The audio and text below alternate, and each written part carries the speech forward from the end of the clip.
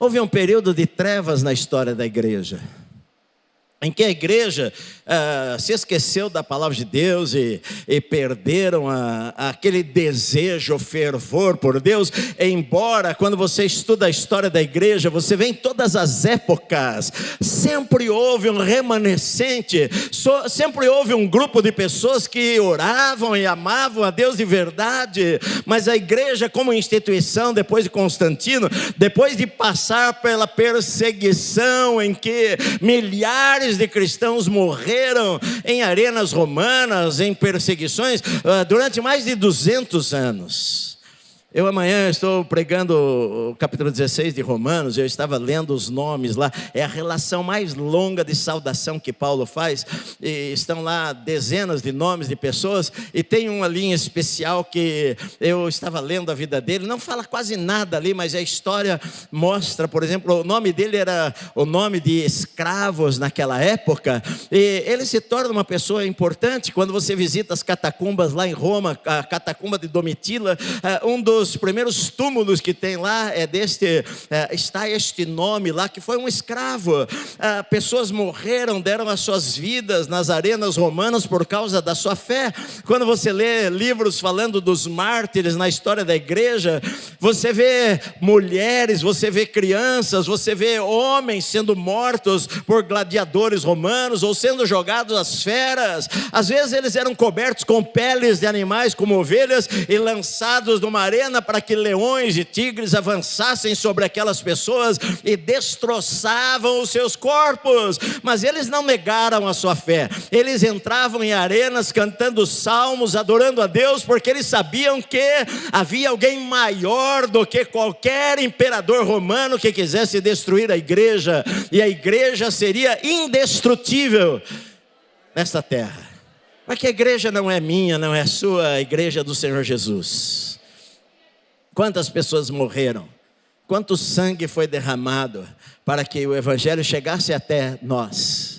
Os anos de trevas na história da igreja, até que uma luz brilha lá na cela de um monastério, enquanto Lutero lia o livro de Romanos, e ele leu aquela palavra que o justo viverá pela fé. E aí começou uma reforma da igreja. Ele foi expulso da igreja, aí vieram os reformadores como Zwinglio e tantos outros. Mas antes da reforma de Lutero, houveram homens como John Hus e Wycliffe que morreram. John Hus foi queimado por causa da sua fé. Esses homens deram a vida, amavam a Deus. Ser excluído da igreja naquela época era ser lançado no inferno. E Lutero, quando foi para o encontro lá na dieta de Worms, ele fala que parecia que os telhados das casas gritavam para ele, como se fossem demônios, para ele negar a sua fé.